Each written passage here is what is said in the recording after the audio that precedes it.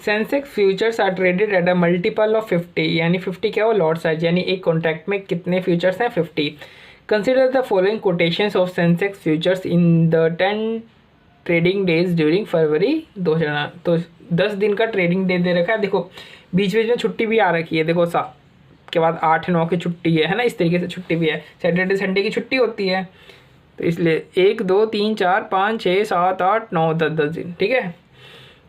High लोज दे रखे हैं और क्लोजिंग दे रखी है, तो हमें किससे मतलब होना चाहिए, हमें सिर्फ क्लोजिंग प्राइस से मतलब होना है, क्योंकि जो क्लोजिंग प्राइस होता है वहीं पे सेटल होता है सब चीज़, ठीक है। Abhishek bought 1 Sensex futures contract on February 4, तो 4 फरवरी को जब क्लोजिंग प्राइस ये थी उस समय जो अभिषेक है उसने एक फ्यूचर कॉन्ट्रैक्ट बॉट किया, यानी एक फ्यूचर कॉन्ट्रैक्ट खरीदा, मतलब 50 फ्यूचर्स खरीदे, ठीक है, लॉन्ग पे है, लॉन्ग पोजिशन इसने मेंटेन करी है। The average daily absolute change in the value of the contract is 10,000, जो डेली चेंज है वो कितना है, 10,000 का, यानी जो म्यू है वो कितना हो गया, ये म्यू कितना हो गया, 10,000 का। स्टैंडर्ड डेविएशन कितना है इन चेंजेस का, 2,000 का स्टैंडर्ड डेविएशन है। मेंटेनेंस मार्जिन 75% है इनिशियल मार्जिन का, कितना है maintenance margin, 75% of initial margin. You are required to determine the daily balances in the margin account, daily balances in the margin account and the payment on the margin calls if any.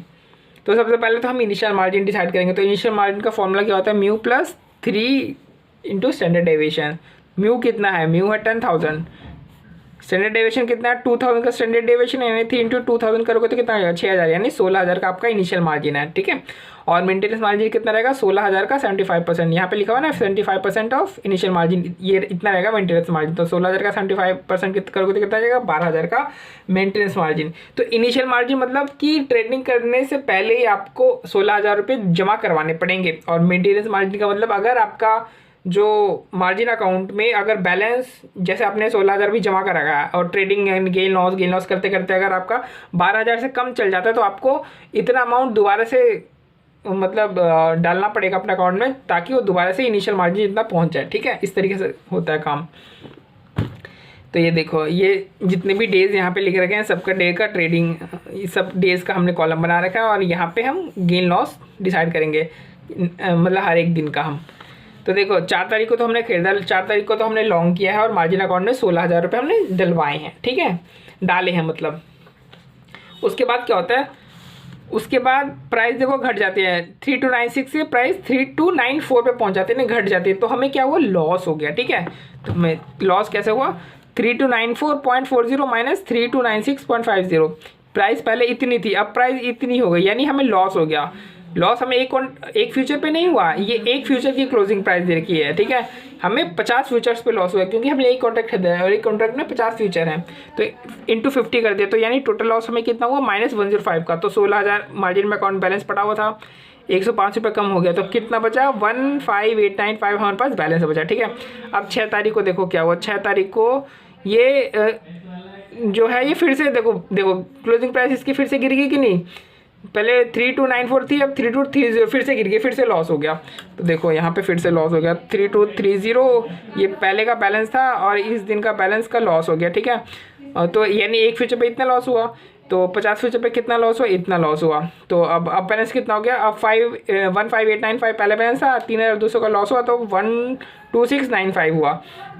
अब 7 तारीख को देखते हैं, 7 तारीख को देखो balance इसका फिर से गिर गया, 3,230 से 3,212 पे गिर गया, दोबारा से लॉस हो गया। तो देखो पहले बैलेंस इतना था 3,200 थी, अब 3,212 पे पहुंच गया, यानी इतना लॉस हुआ टोटल। 50 इंटू 50 कर दो, यानी टोटल इतना लॉस हुआ 905 रुपये का। तो 12,695 बैलेंस था, अब 905 का और लॉस हो गया, तो लॉस कितना पहुंच गया, 11,790। देखो यानी जो मेंटेनेंस मार्जिन है उससे भी कम पहुंच गया, कितना पहुंच गया, 11,790। तो अब हमें उतना रुपया और जमा कराना पड़ेगा, ताकि जो मार्जिन अकाउंट है वो इनिशियल मार्जिन जितना हो जाए। तो कितना जमा कराना पड़ेगा, देखो इतना हमें दोबारा से मेंटेन करना है, और अभी बैलेंस में इतना पड़ा हुआ है, यानी 4,210 रुपये और जमा करवा दिया। तो 4,210 रुपये हमने और जमा करा दिया। तो मेंटेनेंस अकाउंट में, मार्जिन अकाउंट में कितना बैलेंस हो गया, 16,000। इसी तरीके से हमें गेन लॉस करते जाना है। फिर एक 18 तारीख आएगी, 18 तारीख में भी जो है बैलेंस 12,000 से कम हो जाएगा, तो इसमें हमें फिर कुछ रुपये जमा कराने पड़ेंगे, और फिर से हमें इनिशियल मार्जिन जितना पहुंचाना पड़ेगा। यानी जब मार्जिन अकाउंट का बैलेंस 12,000 से कम होता है तब तक हमें जो मार्जिन अकाउंट का बैलेंस हमें 16,000 तक पहुंचाना पड़ता है। ये है सवाल, बहुत ही सिंपल सा है, आप कुछ नहीं करना, बेसिक टेबल को ध्यान रखना है कि किस तरीके से चीज़ें काम करती हैं।